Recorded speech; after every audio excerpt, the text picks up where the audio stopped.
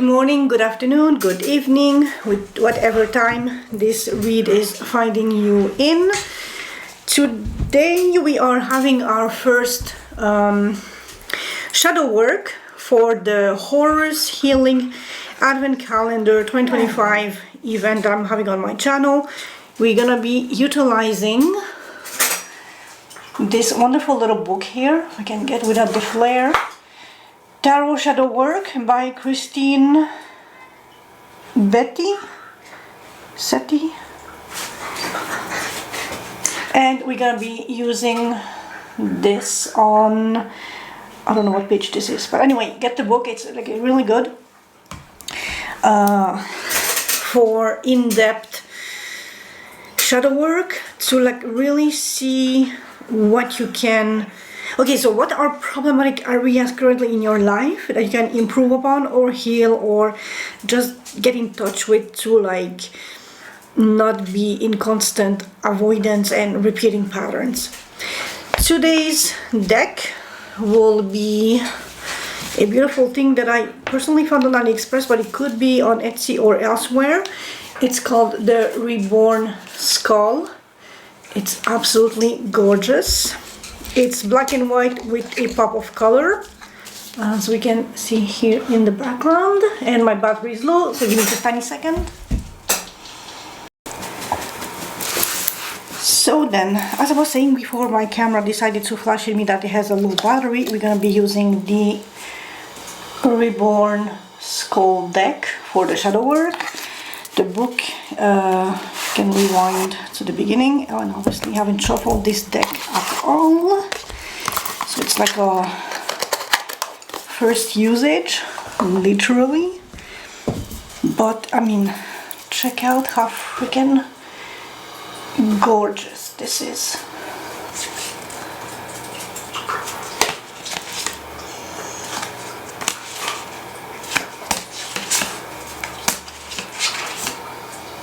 That pop of color is really everything. Anyway, so along with this deck, we're gonna be using the What's Blocking You as a source for each position. And just to add a little bit of pop of fun, I found this some time ago on AliExpress. It's the Path of Shadows Oracle deck. It has this wonderful, really like, you know, dark creatures that we're gonna try to adapt to the read and see how well we can do that. Because whoever said that shadow work should be tedious and boring and difficult and all that shit? So, you know, let's make it fun. Or I don't know what I was trying to do. So, welcome to day 2 of my Advent Calendar event. I hope y'all are doing magnificently well. Oh yeah, I forgot to say, yesterday you had that weird noise in the background. I'm sorry for that. That was literally my stovetop, gas stovetop that I was burning to have a little heat here in the basement. And so that was the sort of constant background noise that you were hearing throughout the four reads that I did yesterday. So yeah, sorry about that. Another housekeeping item. I know that the video is inverted because right now my camera is up there filming down bird's eye view my table. I did place an order for a tripod that should come after December 1st, because so here in Romania and Hungary, December, but especially Romania, December 1st is like a national holiday. It's day off for everybody. It has like a huge event, political upheaval, something, I don't know, in the past. And so every business, everything is closed on Monday, December 1st. So the delivery will come later that week. But there will be a change of frame change of frame. I don't know at what point I will be in my process of reading cards for the calendar, but there will be a change. First card that jumped out, Ace of Cups for the shadow work. So, how are you guys handling your emotions when you are not confronted but suggested or offered new emotional adventures? Do you feel confident, secure? Do you feel stressed? Do you feel inadequate? Do you feel blessed? Do you see the opportunity for what it is, or do you see it as something tedious, something scary? Like me, for instance, I tried to go on dating apps and I have a freeze panic attack, and not like the last time that I tried, I lasted literally 5 minutes. It was Facebook dating. I created my profile and 5 minutes later I had to delete because I had a freaking panic anxiety attack. Like, it was atrocious, like really bad. So I'm definitely not a dating person. I do value a lot my alone time, and I have a lot of fun with talking with people on X and Discord and online, but dating is like the black freaking plague, and I'm scared to death. So for new emotions, for me it's like nice, but with like a measuring cup of, like, you know, the tiniest shit for like quarter of a teaspoon or something.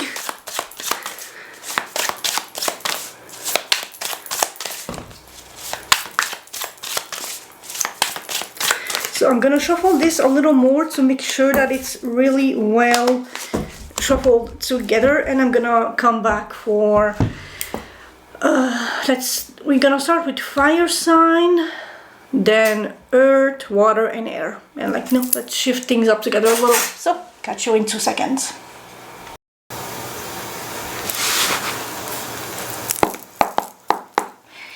Hello air signs, how y'all doing? This will be your HHT Horus Healing Tarot Advent Calendar 2025 Day 2 Shadow Work. The book I'm using, the spread from, will be in the intro. Obviously just saw that. I will also link it in the description below, and the decks that I'm using too. And so, how you guys doing? How did you like the first part? Hopefully not too, hopefully it was helpful, hopefully it was insightful, hopefully you gained something out of it. So let's see what pops out in the shadow realm, aka something not so positive that you should be looking into. Nostalgia, reminiscing of the past, sweet old memories. What is plaguing your mind in that front? Good stuff, bad stuff, medium stuff. This is for my air signs. There's a bit of a sense of a slowness, but you want to be reliable, practical. You want to make sure that the road ahead is something that you can depend upon. And my dog's about to steal food. Holy shit. Diamond, level Diamond. But this, oh, it's like a double night. Are you maybe taking your sweet time making a meaningful love gesture?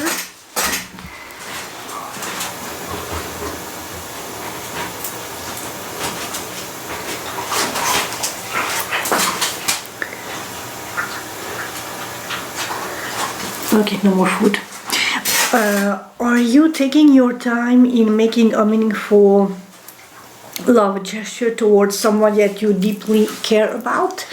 Because we just had the Knight of Pentacles and now we have the Knight of Cups, which is interesting, my little air signs. see what's up with you guys. Or slow towards commitment. You want to make sure that you are offering something to the right person, the right partner. So slow and steady wins the race, basically. Other than that, how you have been doing? What? Oh, someone's at the gate. Or someone just passed in front of the gate.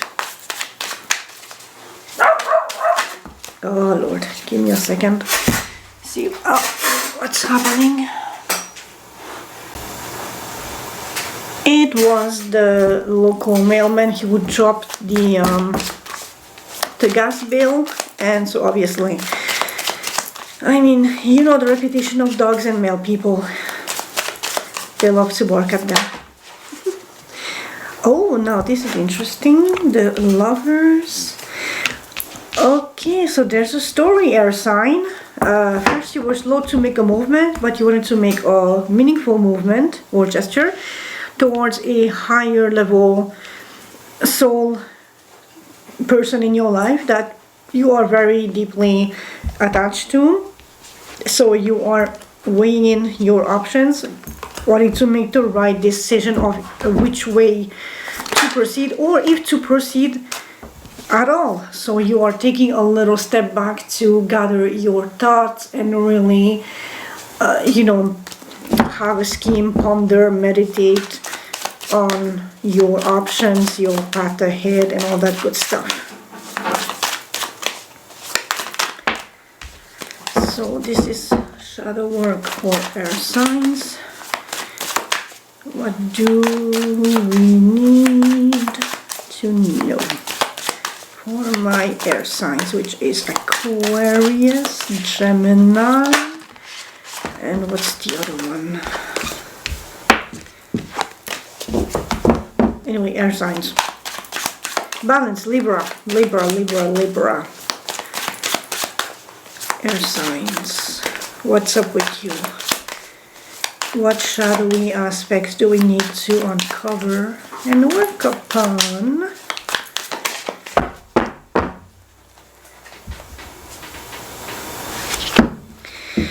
So there was a massive, oh, interesting. There was a massive chapter being concluded, wrapped up. It's the end of a big cycle, and you are ready to passionately tackle something else, perhaps. Are you in your player area, era, having funsies on the road again?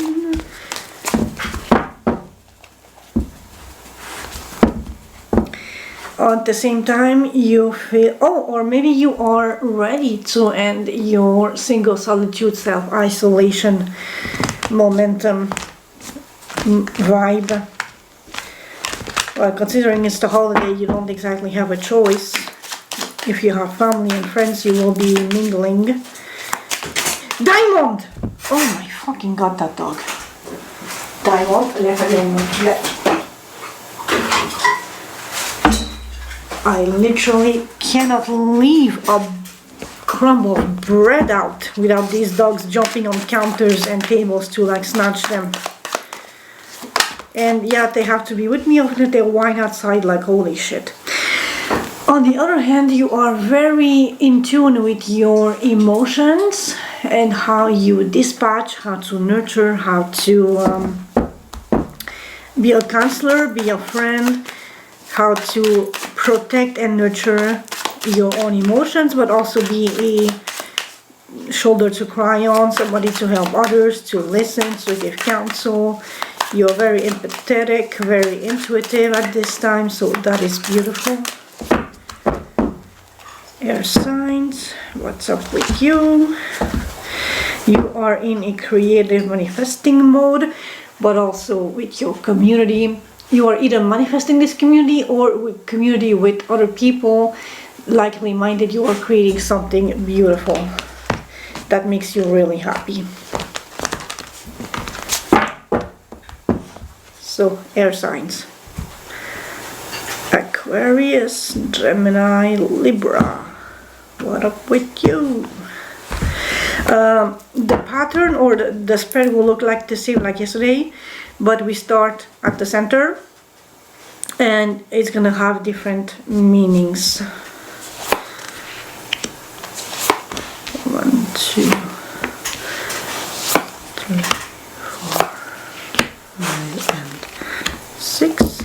And I'm gonna use the bottom of the deck as my clarifier, as I usually do. That is so whack. Water signs was before you. They had the 6 of Cups and the Devil too, but a different. It was just like how you call that, musical chair. 6 of Cups was here and the Devil was in this position. That is interesting. And you saw me shuffle, because no other card is the same thus far. And for instance, I haven't seen the Sun and the Strength yet, and I did all the previous signs. Air signs, you are my last batch for today for this specific read. I might start on another spread later, I will see. But yeah, so that's very interesting. So then let's dive into it. Okie dokie. At the center, oh my god, that would drive me crazy. Diamond, Nin Chen. Position number 1, denial. So what negatives or positives people point out to me that I have trouble accepting? That you are a beautiful, cracking bundle of joy. Even if you may seem cold because you're an air sign and very intellectual and very like thought-based, you still bring the best out of everybody else. You are a sun, you make them happy, you fulfill them, you bring out their best quality or something, but you, oh my god, and now it's slippers being attention ornamenting. Like you, what is it?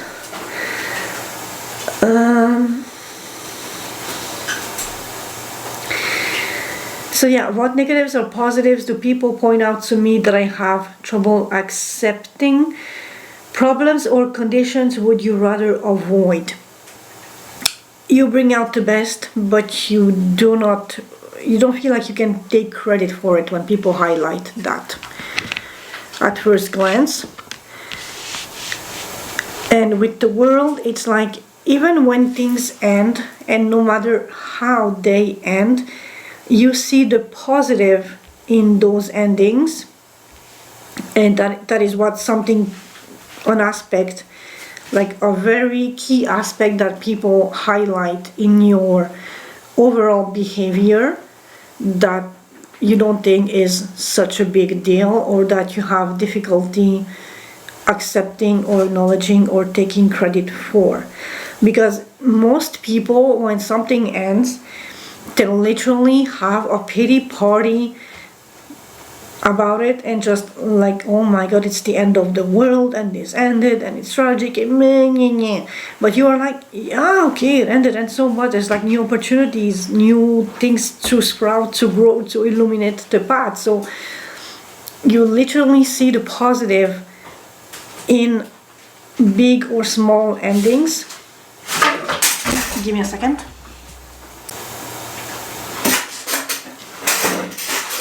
You see the potential in endings, you see the beauty of the new beginnings that an ending provides, but you also have difficulty accepting that you are not as devastated by endings as other people might expect you to be, or as you feel you are expected to put on a show because something has ended.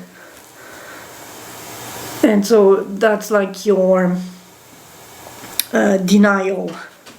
But if it's your core nature, just accept it. I mean, there's nothing wrong in seeing the positive in things that have ended, and that's it. It just ended. Something else will come along. It's not a big deal. Don't let others, or don't let even your assumption of others' opinions affect you that much.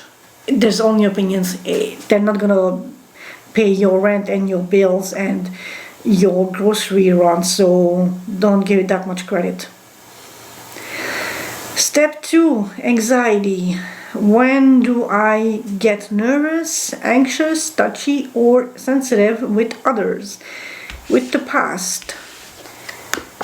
And the Empress. So your mother, something revolving around a past event regarding your mother or a mother figure in your life, someone who... No, Diamond!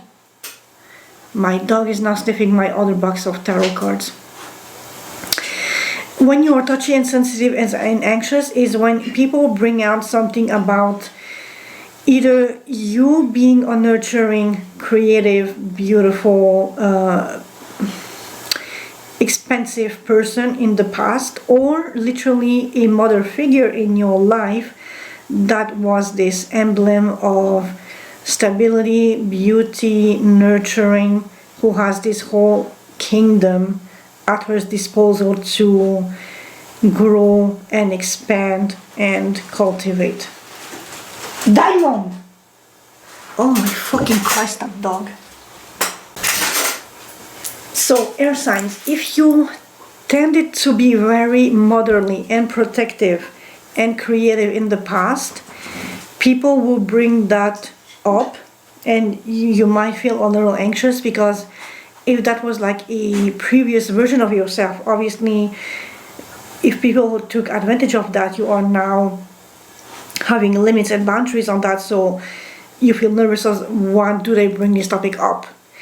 If the Empress is literally your mother or your mother figure that took care of you, that taught you, that raised you, that was nurturing to you, and if it's like a sensitive topic, obviously you will feel a little nervous if your relationship with your mother has changed over, like from the past to the present, over that course of time.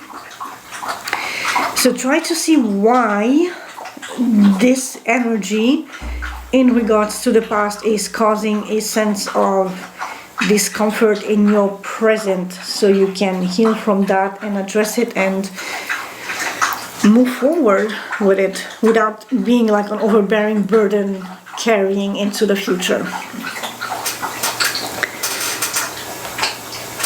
Card 3, inferiority. When do I most lack confidence? Here you will discover your area of inferiority. What does position 3 represent in your life? So where you feel inadequate, lacking, small, not experienced enough. Addiction, overconsumption, excess, and it's regarding your mastery of emotion. So are you too indulging or too cold? Are you overly motherly and nurturing, or are you too distant, too cold and overbearing like a mother bear, but like, you know, pushed, cranked to the max level where it's toxic the way you take care of other people in your life when they need your assistance, your help, your counsel, your time, your energy, your emotional availability. If you tend to go from 0 to 100, that is poor regulation of your emotional resources, and that is where you feel a little where you lack confidence, because you are overbearing, overgiving, overindulging, over-validating. It's just too much.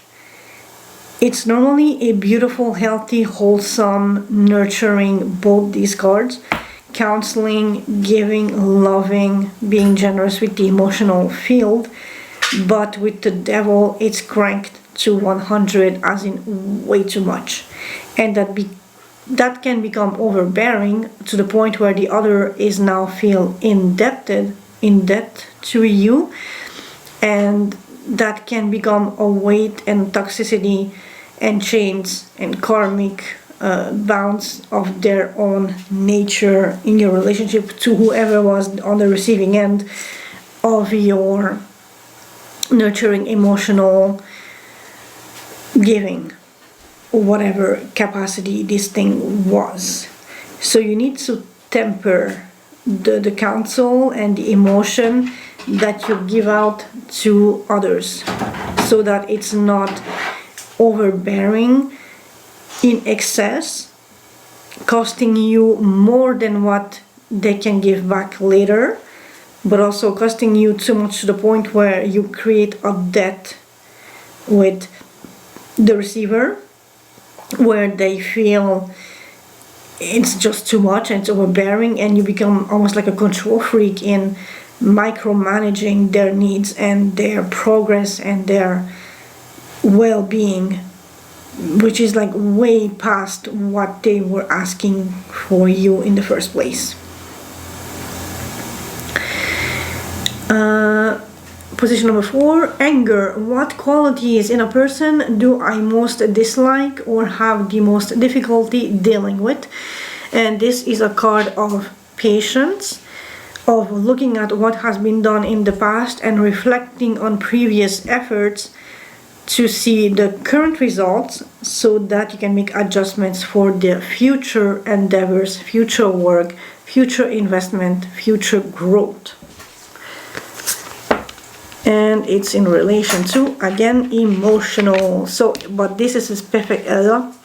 This is specific. Oh my freaking god! Specifically in regards to emotional, new emotional potential.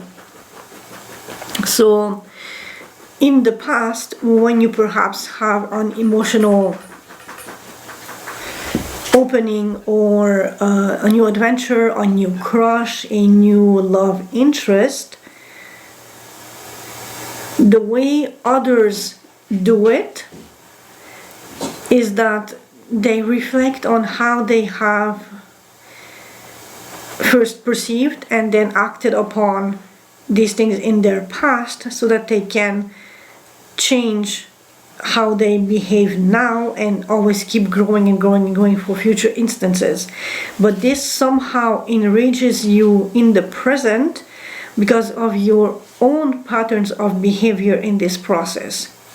When you have a crush on someone, how do you usually behave? How do you interpret? How do you manage these emotions? Are you instantly giving too much, more than what they give back? Are you instantly over nurturing? Give me a second. Okay,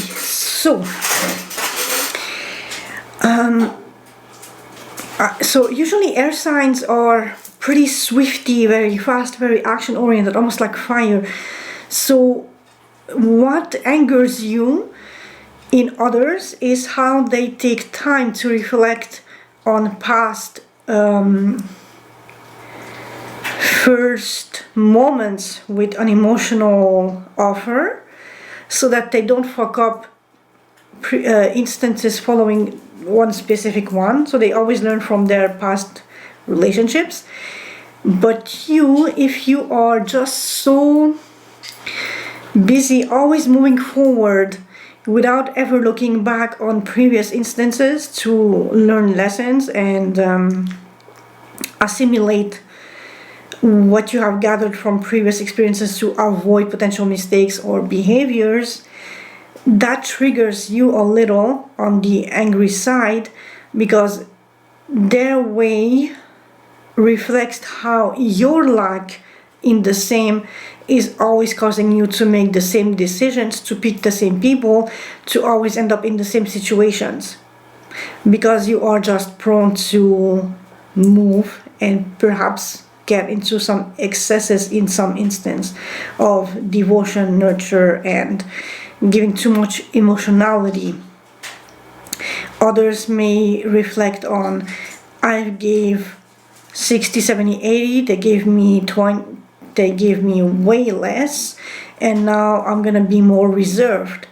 where you, as you are potentially set in your ways or just not taking the time to reflect on such things, and now you are angered when you notice this aspect in others, because it reflects directly your own lack of accountability and your own lack of taking a step back to analyze your own actions and patterns of behavior, which make you repeat the same mistakes, which make you end up in the same situations with the same heartbreaks or the same situations that you are maybe not so stellar or so impressed with. Position number 5, secrecy. Look at the card in position 5 and ask, what do I rarely talk about with others? What are my secrets and my family secrets? And it revolves around strength and patience and resilience, because the true meaning of the strength card is that she is taming the beast with sheer patience and sheer attunement, but also just perseverance and patience and empathy and love and care and gentleness, which is very interesting because the Queen of Wands is basically the freaking opposite of that. She is like go, go, go, go, go. She's snappy, she's sexy, she's bold, she's pizzazz, she brights up the room. So was there such a person in your life that was both confident, bold, sexy, assertive, but also very gentle, very strong, very patient, very resilient, very pushing through hard times like it's nobody's business? On one hand, perhaps internalizing her pain, her struggles, and keeping all that to herself because she needed to project and keep that image of the warrior queen, of the undefeatable woman or feminine energy, nurturing mother queen alive, instead at the expense of her own struggles and fights, and being alone fighting all those monsters and all those beasts. But she had to preserve the outward image and hide the inner self. Are you catching yourself doing that in the present moment? Or do you know somebody in your family who is representing these traits that you right now perhaps embody? Also very interesting how on the opposing ends we have black and white, full color, full color. It's just interesting visually speaking. It's like the color for outside projection, hiding the inner black and white turmoil or ideological way of pushing forth something, or just innate behavior. In the shadows, in the secrets of the self, it's a black and white issue. But what you project outwardly is bright, colorful, alive, and just full of passion and life and diversity, but like colors and nuances and various shades. And as you can see, the shadows here, it's like a little deeper orangey yellow, a little deeper blues in the shadows, in the folds. So it's layered versus black or white, black and white with a hint of gold granted, but it's definitely black and white. In the inner, it's A or B. On the outward, it's A and B, and C and D and E and F, and it's a wider spectrum of potentiality, of emotions, of layers of external presentation. It's more like it's a richer canvas, a richer painting that the exterior is projecting compared to the inner settings, the inner monologue, the inner compass, the inner set of rules that guide you or this person in your life that has a meaningful impact and significance on your present. Card number 6, put it on next page. Self-loathing. This may be the most devastating shadow of all.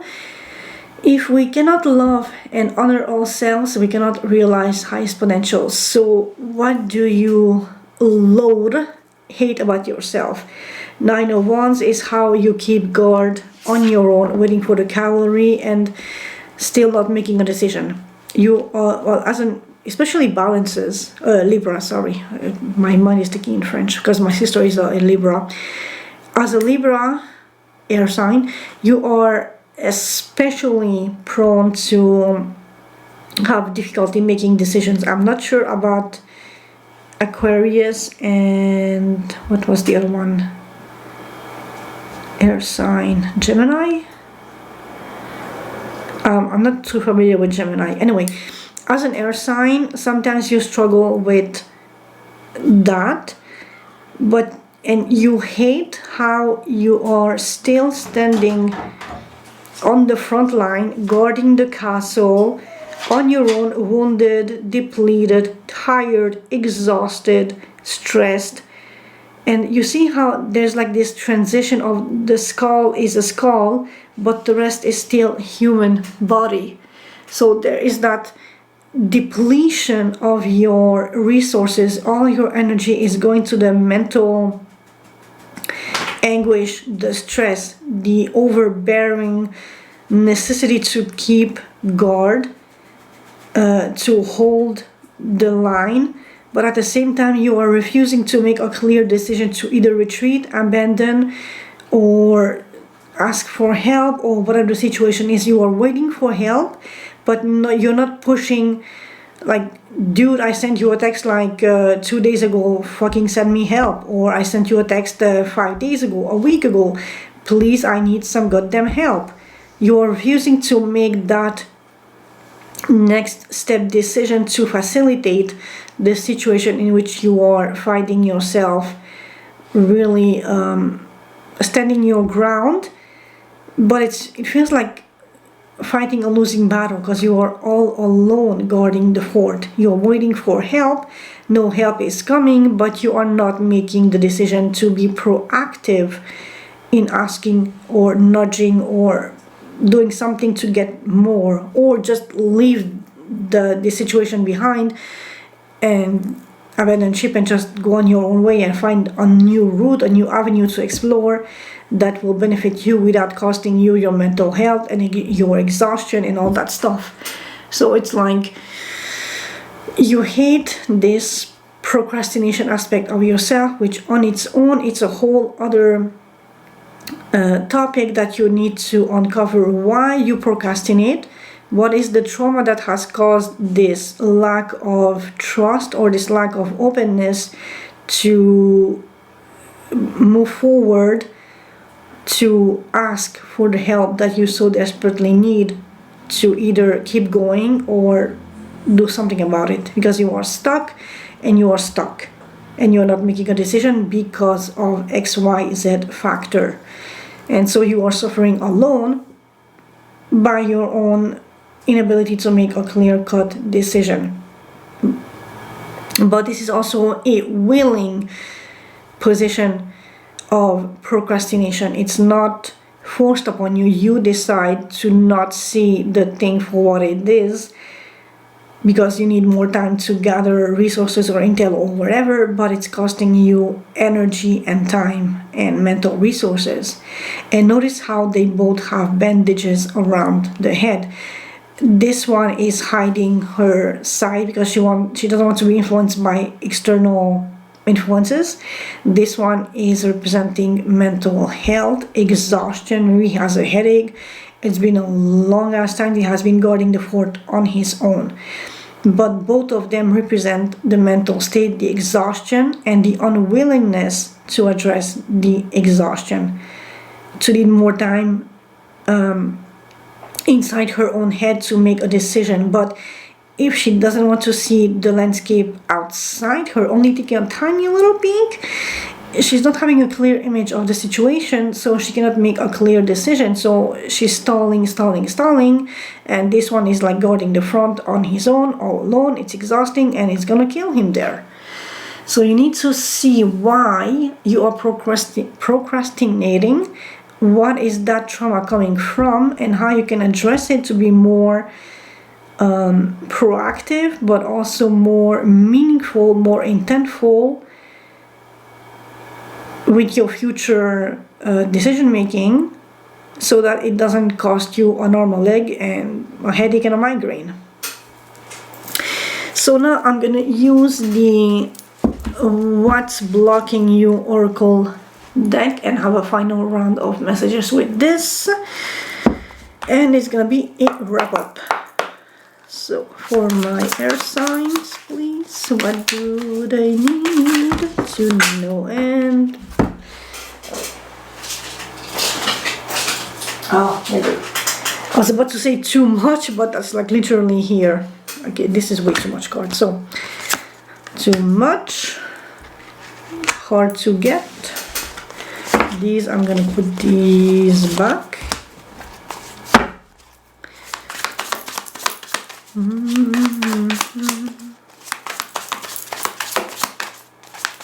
signs, please. What do I need to know?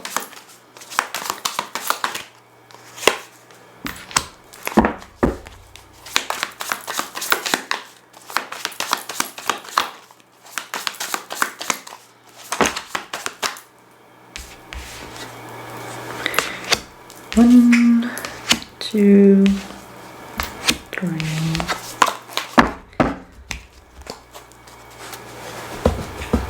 Okay, so too much. You tell others too much about yourself all at once. Sit back and listen more. If you are that happy-go-lucky, bubbly type of person, be advised to like not divulge that much to others, especially if they're like just a temporary, like a single-use friend, to quote a movie, or if they are the shitty type that will use information against you. Just be cautious. Hard to get. You're missing opportunities by playing too hard to get. Give someone a chance, especially if you have been hurt. You are using that pretext to barricade yourself and hold the ground and hold the fort, but it's not serving you in any sense of advantageous way. Fear loneliness. Your stay in bad relationship because you are too lonely. Be okay with being with yourself. So this is interesting. You say too much, you are hard to get, and you feel loneliness. Like it's like a pattern of choosing the wrong partners all over, or the wrong actions with the wrong partners would make you trauma dump with the next one, but then be hard to get, but then you feel alone because they all end up betraying you, or abusing, or taking advantage, or something nefarious. Walking away. You leave too quickly when things get challenging. Stay and try to work it out, especially with this combination here.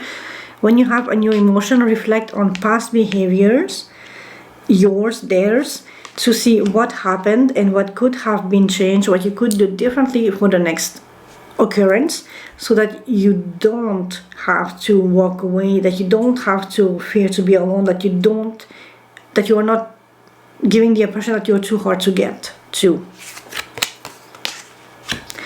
Lone wolf. Are you really a loner, or are you afraid of loving someone who could love you?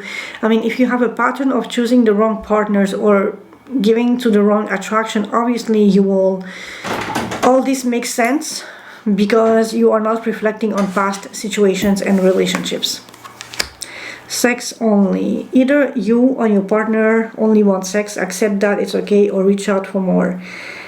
I mean, especially with this card, if this is the only thing that either you or them focus on solely in a relationship, it's not a relationship, it's, I mean, what is it even? might as well pay a professional and call it a day. But that explains why there's like such a focus on a relationship and feeling alone. In a relationship, if it's only sex, there's no emotion. If one is trauma dumping and talking too much and the other one only wants the body, there's a disconnect. And so you feel alone and you feel like it's problematic on all levels. And my dog is driving me bonkers. But this will be your message for the time being, and I will catch you tomorrow for day 3.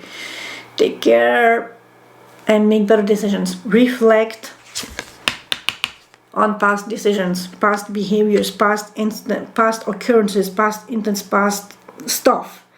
Reflect on that to see what you did wrong, what they did wrong, what went wrong, so you can make better choices, so you don't have this whole emotional, empty, void mess in future instances. Ciao, ciao.